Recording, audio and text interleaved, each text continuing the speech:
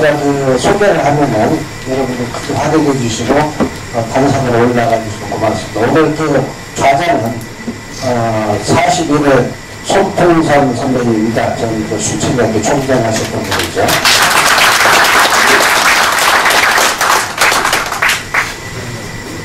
오늘 주제 발표로는 그 47회 윤영관 동무이시죠. 저 의기고 장관하고 지금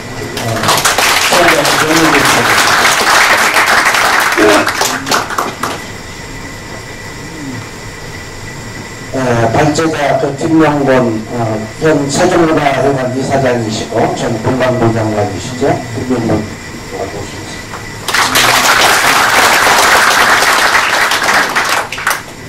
오늘 발제자로 전주고등학교 54회 신정준 선생님을 모셨습니다.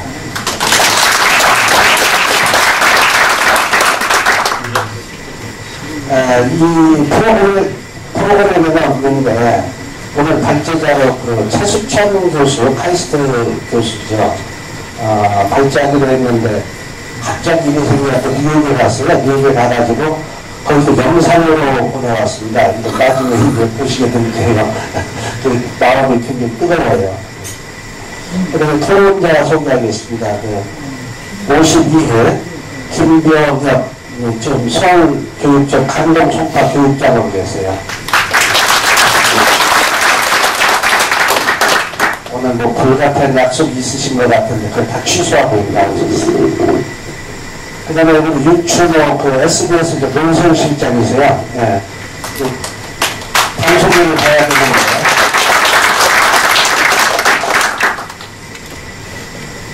거예요. 그 다음에 이제 토론자로 거의 현역이나 마찬가지인데 94회 그러니까 정년해주러 본 거죠. 좀 고려대 여기 잘못됐습니다. 연세대가 고려대 2학년 경제학과에 재학 중입니다. 최정원 학생. 90개?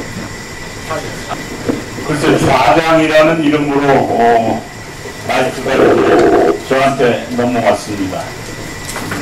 이 시간 이후 메인 이벤트인 정부 100년을 어떻게 맞이할 것인가를 주제로 플래카드가 명확하게 명시돼 한번 붙이자면은 이한태 회장님이나 우리 두 분 총동성회장님들은 전주고등학교 100년을 지금 늦었다고 자꾸 걱정들을 하고 염려들을 하시는데 늦었다고 생각할 때가 가장 빠른 길입니다. 그리고 10달이나 남아 있습니다. 10달밖에 남은 것이 아니고 10달이면은 우주가 탄생하는 기간입니다. 인간이 어머니 뱃속에서 10달 만에 나오지 않습니까? 여기 나오신 동민 여러분들 전부 우주를 형성하고 있습니다. 28회 김선호 회장님 저만큼 부끄러움이 많으셔서 그러신지 제일 고창기수로 나오셔가지고 방명록에 사인할 때 괜히 수줍어 하셨다는 얘기도 잠깐 들었습니다. 그래도 늘 모습 괜히 건강하시고 그 기아의 신화를 이룩하셨던 점이 존경스럽습니다. 자, 이제 마이크는 발제자에게 넘어가겠습니다. 두 장관을 모시고 있는 저는 총리급입니다. 윤영관 전 유교 장관에게 글로벌리제이션 미래 전주고등학교의 4차 산업혁명 인재는 결코 서울대학을 많이 넣는 것보다 창의성 있는 인재를 만드는 쪽에 강점을 둬야 될 것입니다. 마이크 윤영관 장관께 넘깁니다. 방금 소개받은 47회 윤영관 교수입니다. 먼저 내년 모두 설립 100주년에 앞두고 이렇게 귀한 자리를 마련해 주신 이현택 100주년 기념 사업부 회장님, 그리고 김광호 총경찰회장님, 김원규 재경 총경찰회장님, 그리고 실무 후보가 많으셨던 서양대 경북대 감사의 말씀을 전합니다. 경륜이나 모교 사랑, 그리고 여러 가지 면에서 저보다 훨씬 더 탁월하신 선배님, 후배님들이 많이 계신데 제가 이 자리에 서서 말씀을 전하게 돼서 송구스럽고 또 조심스럽습니다. 부족하지만 대학에서 30년 가까이 가르쳐온 전직 교수의 입장에서 모교 발전에 대한 개인적 소회를 말씀드리는 것으로 생각하시고 들어주시면 감사하겠습니다. 제가 서울대에서 가르친 시간이 26년이었습니다. 초기 10년 정도는 정신없이 연구와 교육에 강의에 바빠서 교육 그 자체에 대해서는 별 생각할 틈이 없었습니다. 그러다가 지난 한 15년 정도 시간이 갈수록 제가 들었던 생각은 한국의 교육 시스템에 큰 문제가 있다는 것이었습니다.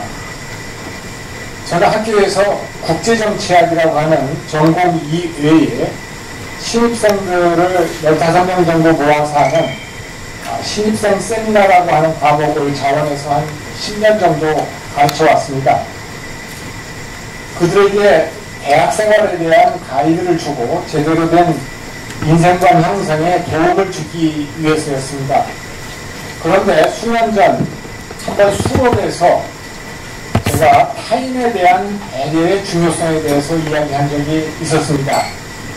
타인을 내 목적을 달성하기 위한 수단으로 간주해서는 안 되고 인격체로 대우해야 하며 그와 인간적인 관계를 형성하고 귀중하게 유지해 나가야 된다 라고 하는 그런 내용이었습니다. 그런데 그 이야기를 듣고 있던 한 학생이 번쩍 손을 들더니만 아주 진지한 표정으로 질문을 했습니다. 교수님, 왜 우리가 남을 생각해야 하지요?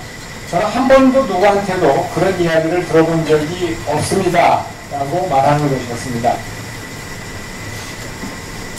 그 학생의 이야기는 제게 정말 큰 충격이었습니다. 그리고 곰곰이 생각했습니다. 그것은 그 학생 개인의 문제가 아니라 그 학생의 주변에 있었던 교육과 관련된 모든 행위자들, 부모, 학교, 선생, 과외 교사와 같은 모든 행위자들의 가치관과 한국의 교육제도의 문제점을 그대로 반영하는 것이라고 생각했습니다. 다시 말해서 오늘날의 한국 교육은 학생들이 지식을 많이 배워서 어떻게 해서라도 남들을 경쟁해서 이겨내고 그 위에 군림하는 실력 있는 괴물들로 길러내고 있다는 생각이 들었습니다. 인격의 중요성, 자기가 몸담고 있는 공동체의 기여, 인류사회에 대한 헌신 등의 가치는 흔적도 없이 사라져버린 것입니다. 결국 시간이 흐르면 흐를수록 한국 사회는 만인에 대한 투쟁터가 되어버릴 것입니다. 이기적인 개인들이 자신들의 이익을 위해서 경쟁하고 결과적으로 공동체 의식은 해체되고 그래서 모두가 불행해지는 세상 말입니다. 저는 그런 의미에서 교육 전문가는 아니지만 한국 사회가 직면한 가장 중요하고 근본적인 문제는 바로 이 문제, 즉 인성과 공동체 의식의 중요성을 무시한 몰가치적인 기능 교육에 치중하는 교육의 문제라고 봅니다. 그런 맥락에서 저는 우리 모교 전주고등학교의 발전에 대해서 다음과 같은 소견을 가지고 있습니다. 무엇보다도 전주고 졸업생들이 이른바 좋은 대학에 많이 들어가도록 하는 것에만 몰두하는 것이 발전이라고 생각하지는 않습니다. 좋은 대학에 가서 지식을 많이 쌓아 졸업한 후에 이기적인 목적을 위해 사용하고 사회에 해악을 끼치는 경우도 우리가 잘 알다시피 허다하기 때문입니다. 무언가 전주고만의 플러스 알파가 필요합니다. 그러한 맥락에서 다음 두 가지 사항을 말씀드리고자 합니다. 첫째, 저는 전주고를 졸업한 학생들이 사회 어느 곳에서 어떤 일을 하든지 간에 그 일을 통해서 더 많은 사람들의 삶을 풍요롭게 하도록 하는 인생관을 갖도록 하는 것이 전주고 교육의 핵심 목표가 되어야 한다고 봅니다. 저는 진정한 꿈이란 좋은 대학에 가서 출세해서 돈 많이 벌고 사회적으로 높은 지위에 올라서 권력과 명예를 갖는 것이 아니라 어느 곳에서 어떤 일을 하든지 간에 자신이 하는 일을 통해서 더 많은 사람들의 삶이 풍요로워지고 조금이라도 더 행복해지도록 하는 것, 그것이 진정한 꿈이라고 생각합니다. 그리고 지난 세월 서울대에서 그렇게 학생들을 가르쳐 왔습니다. 제가 오늘 전주고등학교 홈페이지에 들어가서 오늘 여기 와 계신 신정균 교장 선생님의 인사말을 읽어보았습니다. 거기에는 이런 말씀이 있었습니다. 탈무드에 승자의 주머니 속에는 꿈이 있고 패자의 주머니 속에는 욕심이 있다라는 문구가 있습니다. 전고인들은 포기하지 않고 희망을 가지고 꿋꿋하게 주머니 속에 키운 꿈을 나누고 더불어 사는 정의로운 승자로 성장할 수 있기를 바랍니다. 라고 하는 문구였습니다. 그리고 이를 위해서 다른 품성을 함양시키기 위한 나를 찾는 감성 교육을 하겠다고 말씀하셨습니다. 저는 그 구절을 읽고 큰 안심을 했습니다. 저는 전주고가 이 부분, 즉 인성교육에 특화해서 교과목 조정, 학생활동 지도, 기타 다른 방안들이 마련되어 더욱더 효과적인 인성교육이 이루어지기를 희망합니다. 이 부분에서 다른 어떤 학교보다도 뛰어나다는 소문이 전국적으로 나게 되면 제가 말씀드린 것과 같은 비슷한 문제의식을 가진 수많은 학부모들께서 아들을 전주고에 입학시키려고 노력할 것이라고 봅니다. 둘째, 오늘날 우리가 살고 있는 시대는 세계가 서로 연결되어 열려있는 글로벌 시대입니다. 저는 전주고가 그러한 글로벌 시대에 살아가기에 적합한 교육에 특화했으면 좋겠습니다.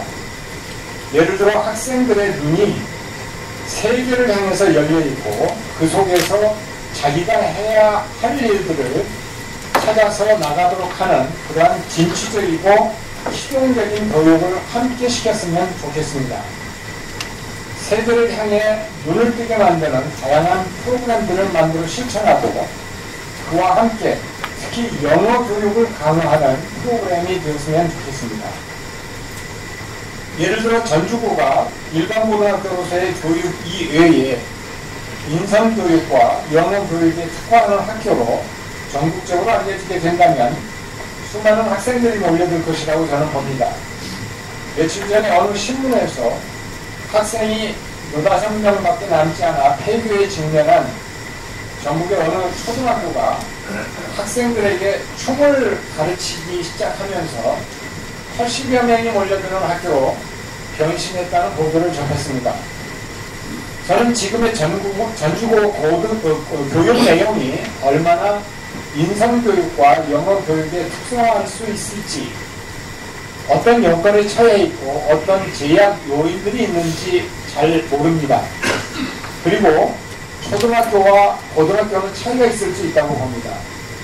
그럼에도 불구하고 만일 전주고가 이러한 특성화 교육에 성공해서 다른 일반계 고등학교들과 차별화되기 시작한다면 그것이 전주고 발전에 큰 초석이 될 것이라고 봅니다.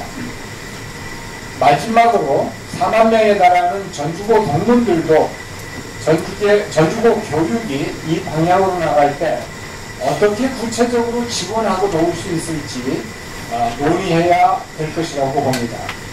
경청해 주셔서 감사합니다.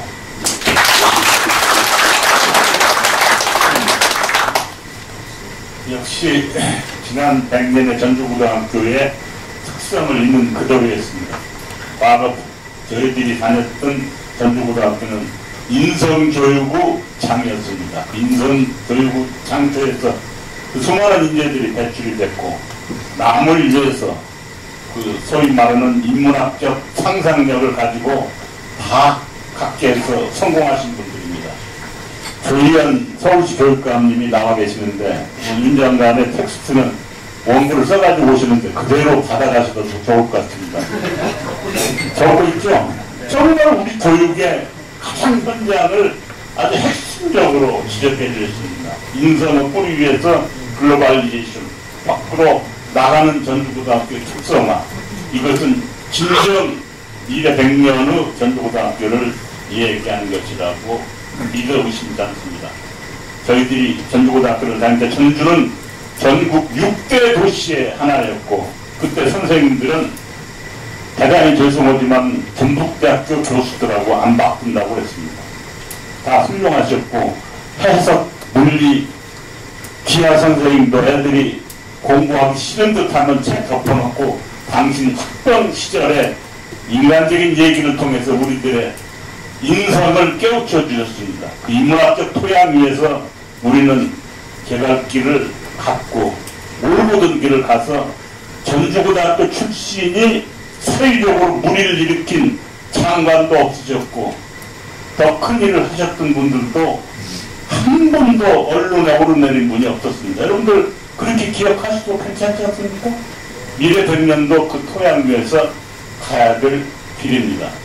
그렇다면은 그런 토양에서 문화적으로 어떻게 전주고등학교는 컨텐츠를 100주년 기념 사업에 개발해야 될 것인지 김명분 장관께 듣겠습니다.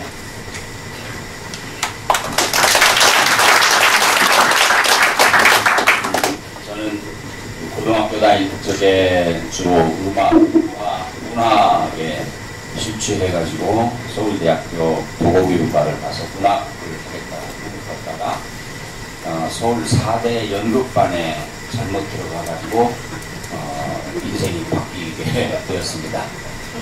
제가 가난한 연극 배우로 30대를 보내던 시절은 70년대, 80년대였습니다. 거기다가 뭐 남들이 알아주지도 않는 판소리를 한다고 그러니까 어느 누구도 제가 뭘 하려고 하는 사람인지 모르고 저를 미친놈 취급을 했었습니다. 제가 90년대가 지나고 2000년대가 지나니까 갑자기 그 가난했던 연극배우 무명 판소리 하던 사람이 문화부 장관도 하게 되는 시대가 되어버렸습니다. 어떻게 연극배우가 문화부 장관을 하게 됩니까? 요것에 우리 이 시대 변화에 뭔가 비밀이 있다고 생각합니다. 제가 꾸준히 추구해왔던 그 화두는 창조적 어떤 작품을 만들어내는 거였습니다. 그런데 21세기가 들어서니까 국가에서도 창조라는 말을 쓰기 시작했습니다. 창조도시, 모든 도시들이 창조도시 캐치프레이즈를 내걸고요. 박근혜 정부에서도 창조경제, 창조산업을 일으킨다고 했다가 문제를 일으키고 지금 창조란 말이 조금 단어 자체는 좀 숙했지만 실제로 지금 21세기에는 이 단어가 가장 중요한 핵심 화두가 된 시대가 됐습니다.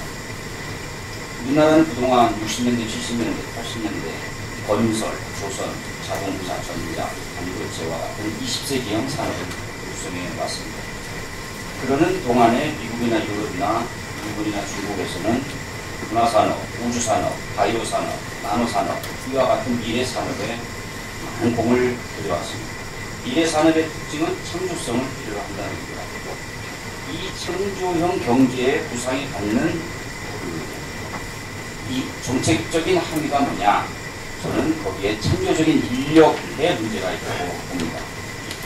예술가들이나 과학자 그리고 창조적 전문가들로 구성된 이러한 창조 인력들은 지금 현재 우리 사회의 생활 패턴을 근본적으로 변화시키고 있습니다. 그래서 지금 중요한 것은 어떻게 하면 이러한 창조 인력을 길러낼 것인가 하는 문제가 국가적인 가지고 대두된다고 합니다.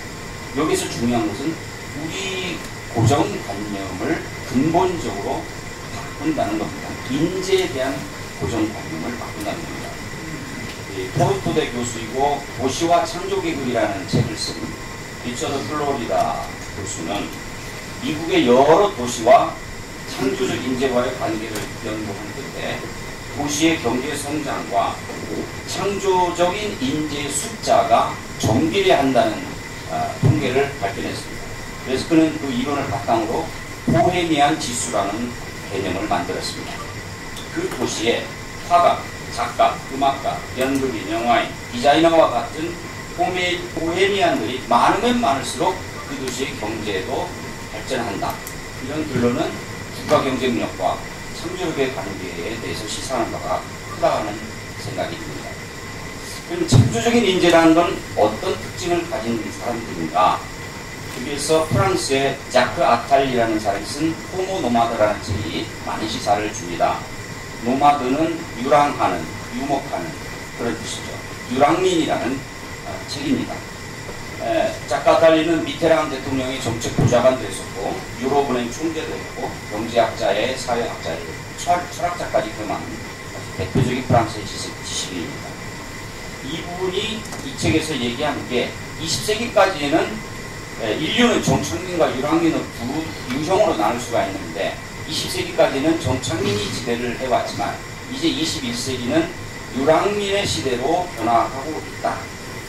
그 정착민이라는 것을 이분은 되게 공무원, 교사, 경찰, 군인, 의사, 농부, 상인 우리가 그동안 가장 훌륭한 직업이라고 생각했던 그러한 계급을 정착민이라고 봤습니다. 정착민의 특징은 권위주의, 전체주의, 일방향적인 의사소통, 모방성, 지역성의 강한 가치관을 가지고 있다. 이렇게 얘기했습니다.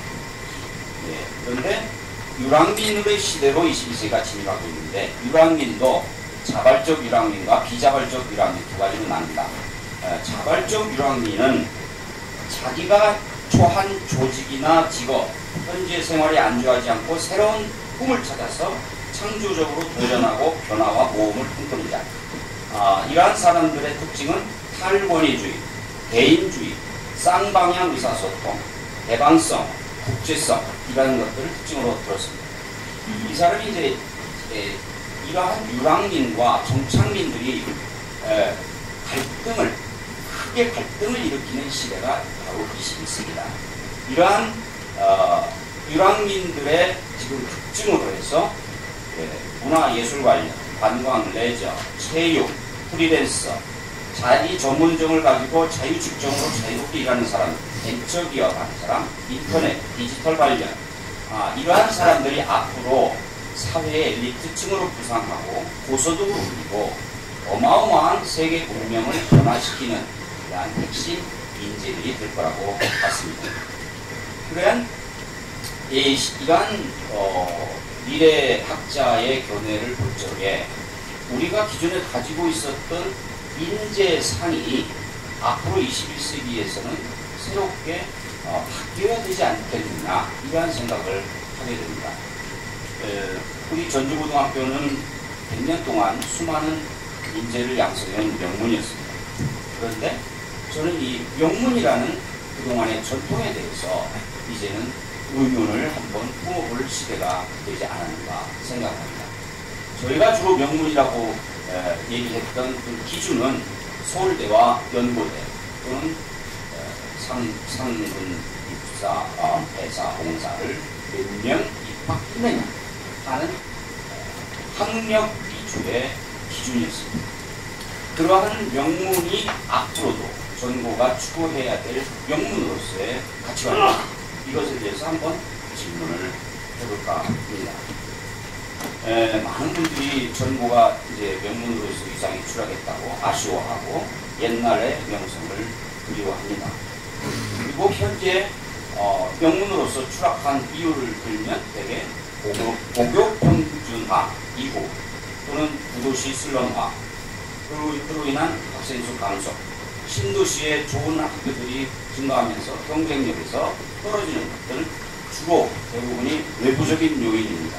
그러나 외부적인 환경으로만 다 원인을 돌리면 그 환경이 개선되기 전에는 결코 전부는 명문이 될 수가 없을 거라고 봅니다. 그래서 우리는 내부적인 요인도 한번 돌아봐야 될 필요가 있지 않느냐.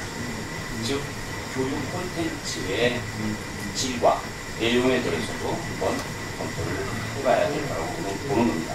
아까 윤영관 장관님께서 잠깐 언급하신 초등학교 사례를 저도 굉장히 유심히 봤습니다.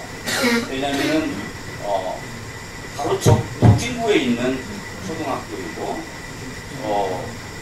무용이라는 콘텐츠를 가지고서 폐교 직전의 학교를 살려냈다는 곳에서 제가 가진 전공 예술과 창의적인 감성 교육으로 어떻게 이 학교가 되살아났는가 이거를 여러 기사를 통해서 보니까 이 학교가 2012년까지만 해도 폐교 직전까지 학생 수가 3명밖에 안 됐다는 학교입니다. 그런데 2015년도에 지금부터 3년 전이죠. 교장 선생님이 부임을 하셨는데 이분이 학교를 어떻게 살릴 것인가 고민한 끝에 교육 콘텐츠를 차별화해야 되겠다. 그래서 눈을 돌린 것이 무용이었습니다. 무용을 어떻게 할 것인가 하니까 문화체육관광부에서 초등학교에 지원하는 시범 사업이 있습니다. 예술 꽃씨앗 사업입니다.